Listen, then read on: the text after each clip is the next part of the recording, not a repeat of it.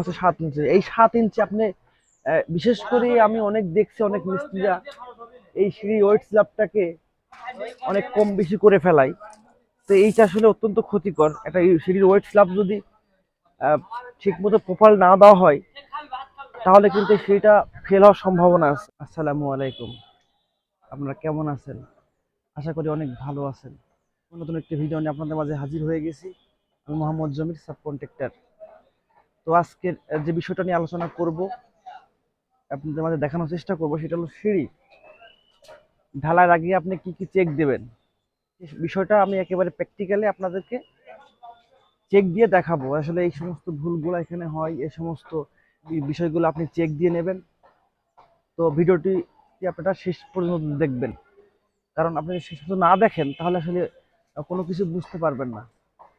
ভিডিওটি ভালো লাগলে অবশ্যই লাইক করবেন, শেয়ার করবেন এবং কমেন্ট সেকশন জানাবেন আপনার মূল্যবান মতামত।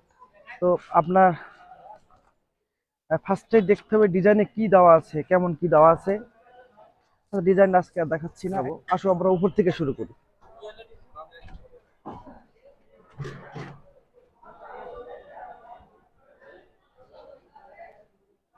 তো আরেকটা বিষয় জানিয়ে রাখি, আমরা সারা বাংলাদেশে বিল্ডিং নির্মাণ করে থাকি। যদি আমাদের কাজ দেখে আপনাদের ভালো লাগে, যদি কাজ দেখে আপনাদের কাজ করার ইচ্ছুক হন, সেই ক্ষেত্রে ডেসক্রিপশন বক্সে আমার মোবাইল নাম্বার দেওয়া থাকবে, সেখান থেকে যোগাযোগ করতে পারবেন। তো ফার্স্টে আপনাকে যে বিষয়টা লক্ষ্য রাখতে হবে সেটা হল বিমের ক্লিয়ার কাভার ঠিক মতো দেওয়া আছে কিনা, রিংয়ের স্পেসিং ঠিক মতো দেওয়া আছে কিনা, এবং কয়টা রড আছে ডিজাইন অনুযায়ী, সেই ডিজাইন অনুযায়ী সেই রডগুলো আছে কিনা, এবং ডিজাইনে কয় সুতা রড আছে সেই রড এখানে দেওয়া আছে কিনা, এবং বিমের এই হ্যাঙ্গার রডে মাটাম দেওয়া আছে কিনা। এরপরে একটা বিম আপনি চেক দেবেন, চেক দেওয়ার পরে অন্য বিমে যাবেন। তো সেই বিমে এই সেম জিনিসগুলো চেক করবেন যে ক্লিয়ার কাভার ঠিক মতো দেওয়া আছে কিনা, ব্লক দেওয়া আছে কিনা, রিংয়ের স্পেসিং ঠিক আছে কিনা, তারপরে কয় সুতা রড ডিজাইন আছে সেই ডিজাইন অনুযায়ী সেই রডগুলো ঠিক আছে কিনা, হ্যাঙ্গার রডে মাটাম আছে কিনা। তো এই ছোটোখাটো বিষয়গুলো আপনাকে লক্ষ্য রাখতে হবে।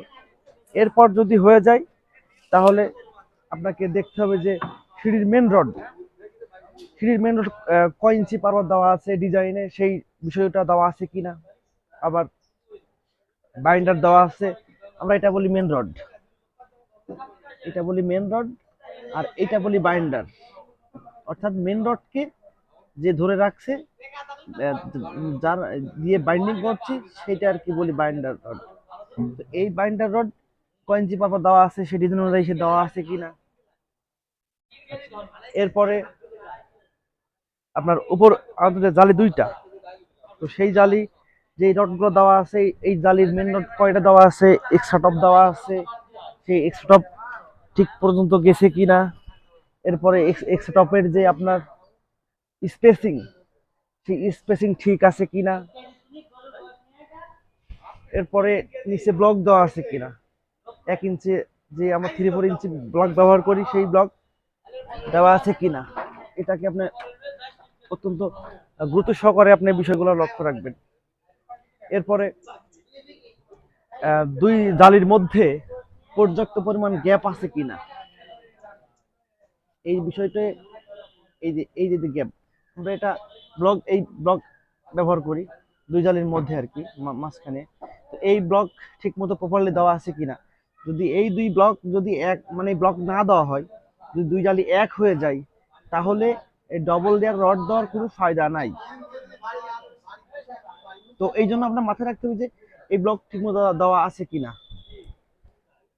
তো এই ব্লক হয়ে গেলে পরে এরপরে দেখবেন যে আসলে কোনো ছিদ্র আছে কিনা। যদি কোনো ছিদ্র না থাকে, তাহলে এই ল্যান্ডিংটা মোটামুটি আমাদের চেক দেওয়া হয়ে গেছে।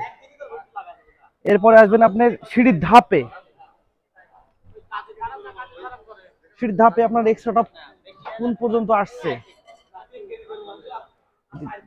সিঁড়ির যে এক্সট্রা টপটা আসছে সেই এক্সট্রা টপটা কোন পর্যন্ত আসছে, এটা আপনি মেপে বুঝে নেবেন ডিজাইন অনুযায়ী। এরপরে ঠিক মতো এখানে ব্লক দেওয়া হয়েছে কিনা, ডাবল জালের মধ্যে ঠিক মতো ব্লক দেওয়া হয়েছে কিনা। এই বিষয়টা আপনি মাথায় রাখবেন।